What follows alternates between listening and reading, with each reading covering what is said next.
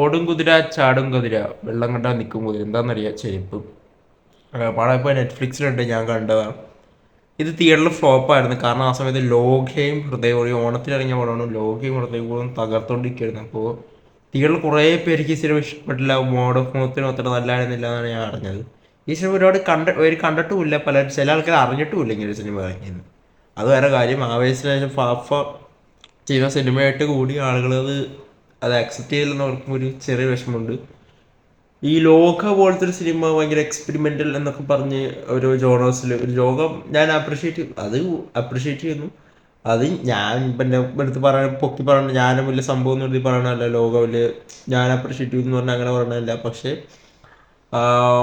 ലോകം ഒരു അങ്ങനത്തെ ഒരു ജോണർ സിനിമ വരുമ്പോൾ ഓടും കുതിര ചാടും കുതിര പോലത്തെ സിനിമ എന്തുകൊണ്ട് ആളുകൾ അത്ര എക്സ്പെരിമെൻ്റൽ സിനിമ ആളുകൾ ചെയ്തില്ല, ആളുകളെ ആക്സെപ്റ്റ് ചെയ്തില്ല എന്ന് ഓർക്കുമ്പോൾ അത് അതെനിക്കൊരു ചെറിയൊരു വിഷമമുണ്ട് നമ്മുടെ ഓഡിയൻസിനെ ആലോചിക്കുമ്പോൾ.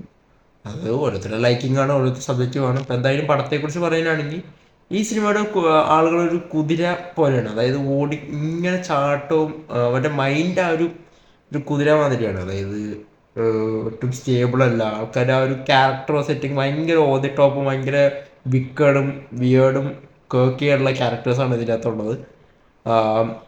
പ്രത്യേകിച്ച് ലാലിൻ്റെ പെർഫോമൻസ്, ലാൽ വന്ന് സംസാരിക്കുമ്പോൾ ലാലിന് മറ്റേ അറിയില്ല ആ സാധനം, അത് ലാൽ ശരിക്കും ആ ലാലിനെ ട്രോളുന്ന രീതിയിലുള്ള സിനിമ ഒരു സീൻസ് ഉണ്ട് സിനിമയ്ക്ക്. അത് ഫഹദ് ഫാസിൽ എനിക്കൊന്ന് ഫഹദ് എന്തോ ഫഹദിന് കുറേ സ്ഥലത്തുനിന്ന് ഇത് പുൾ ഓഫ് ചെയ്യാൻ പറ്റില്ല എന്ന് തോന്നുന്നു. അതും ആളുകൾക്ക് എനിക്ക് തോന്നുന്നു തിയേറ്ററിൽ കണ്ടപ്പോൾ ആൾക്കാർക്ക് അങ്ങനെ തോന്നിക്കാണും.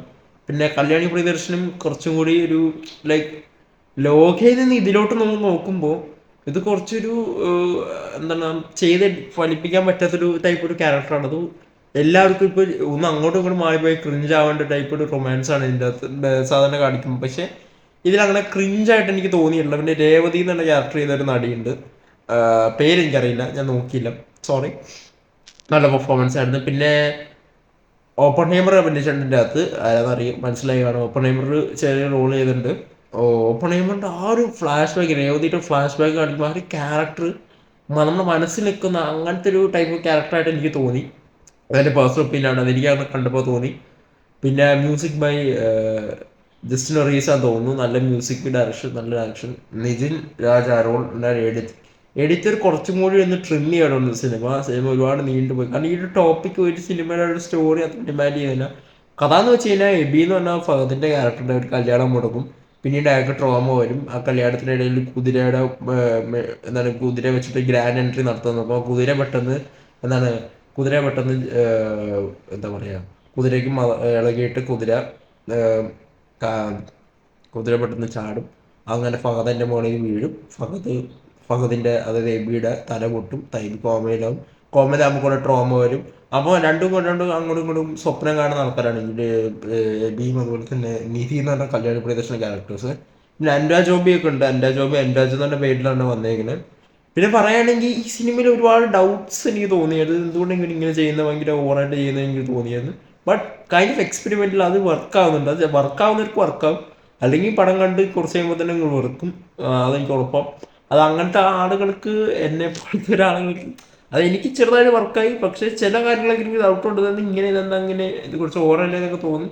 പക്ഷെ അവരത് പ്രസൻറ്റ് ചെയ്തിരിക്കുന്നത് ഇപ്പം നമ്മുടെ ഒരു ഡ്രീമി സ്റ്റേറ്റിൽ നമ്മൾ ഓരോന്ന് ആണിച്ച് കൂട്ടുന്ന പോലെ തന്നെയാണ് ഇതിൻ്റെ അകത്ത് ഉള്ള ക്യാരക്ടേഴ്സ്. അത് വിഷ്വലി അവർ കാണിക്കാൻ പറ്റിയിട്ടുണ്ട് ചില സിംബോളിക് സാധനങ്ങൾ. അതുകൊണ്ട് മൈൻഡിലുള്ള കാര്യങ്ങൾ നമുക്ക് അന്നേരം പറയാൻ പറ്റാത്തൊരവസ്ഥയൊക്കെ ഒരു ക്യാരക്ടറിലൂടെയൊക്കെ ഈസിലി കാണിച്ചിട്ടുണ്ട്, പ്രത്യേകിച്ച് ഫഹദിൻ്റെ ക്യാരക്ടറിലൂടെ. പിന്നെ പറയുകയാണെങ്കിൽ സാക്കോയുടെ അത് അഭിനയിച്ചിട്ടുണ്ട് ചെറിയ റോളിൽ. പിന്നെ നമ്മുടെ വിടി തട്ടിൽ ആരാന്ന് അറിയില്ലെങ്കിൽ മുടി തട്ടിലും കണ്ട പടമെന്ന് മനസ്സിലാവും. മറ്റേ അങ്കവാളിലെ കാടമ്പനി ആരാണെന്നൊക്കെ അറിയപ്പെടേണ്ട ആവശ്യമില്ല. പിന്നെ അൽത്താഫ് സലീം ക്യാമിയോ ചെയ്തിട്ടുണ്ട്. ഓക്കെ, അൽത്താഫ് സലീം ഓൾറെഡി ഞണ്ടുകളുടെ നാട്ടിൽ വരുന്ന ഒരു ഡാർക്ക് കോമഡി എലമെൻറ്റിൻ്റെ അകത്ത് തന്നെ ഒരു ഒരു ഫ്ലാറ്റിൽ ക്രിസ്മസ് സമയത്തുള്ളൊരു സീനുണ്ട്. അത് ഞാൻ പറയുന്നില്ല, നിങ്ങൾക്ക് പടം കാണാൻ മനസ്സിലാവുന്നതായിരിക്കും എന്താണ് സംഭവം. ലാലിൻ്റെ ലാസ്റ്റ് ഒരു പ്രൊപ്പോസൽ സീനുണ്ട്. അത് ഒരു നടിയാണ് വരുന്നത് ആ സീനിൽ. അതൊക്കെ നൈസായിട്ട് ഒരു എടുത്തു വെച്ചിട്ടുണ്ട്. മൊത്തത്തിൽ പറയുകയാണെങ്കിൽ വിനയ് ഫോർട്ട് ഉണ്ട്. പിന്നെ വിനയ് ഫോർട്ട് നന്നായിട്ട് ചെയ്തിട്ടുണ്ട്. അതായത് ഒരുപാട് കൺഫ്യൂഷൻസ് കുറേ കൺഫ്യൂഷൻസ്, അതൊരു കുതിരയെ പോലെ ഇങ്ങനെ പായും ആ രീതിയിലുള്ള ഒരു കോൺസെപ്റ്റാണ് ഈ സിനിമയിൽ യൂസ് ചെയ്തിരിക്കുന്നത്. നല്ല ഫ്രെയിംസ് ബൈ ജോർജ് എനിക്കിഷ്ടമായി. നല്ല ഗ്രേഡിങ്, ഒരു സിനിമയുടെ കോൺസെപ്റ്റ് തന്നെ ഡിഫറെൻ്റ് ആണ്. അപ്പോൾ ഓൾ ദി ടോപ്പ് ക്യാരക്ടേഴ്സ് അത്തരം കഥകളൊക്കെ ഇഷ്ടപ്പെടുന്ന ഒരു ഇത് നല്ല ചോയ്സ് ആയിരുന്നാണ് എൻ്റെ ഒരു അഭിപ്രായം. ഏതായാലും ഇത് ആളുകൾക്ക് അങ്ങനെ ഇത്രയും മോശം പറഞ്ഞ ഒരു രീതിയിൽ അങ്ങനെ നോക്കുമ്പോൾ അത്രയും മോശമായിട്ട് എനിക്ക് തോന്നിയില്ല. അതെൻ്റെ പേഴ്സണൽ ഒപ്പീനിയൻ. അപ്പോൾ എന്തായാലും ഓടും കുതിര ചാടും ഒരു OTT ഉണ്ട്, നെറ്റ്ഫ്ലിക്സിലും ടോറൻ്റ് അവൈലബിൾ ആണ്. അപ്പോൾ പടത്തെക്കുറിച്ച് അഭിപ്രായം നിങ്ങൾ താഴെ കൂടിയപ്പോൾ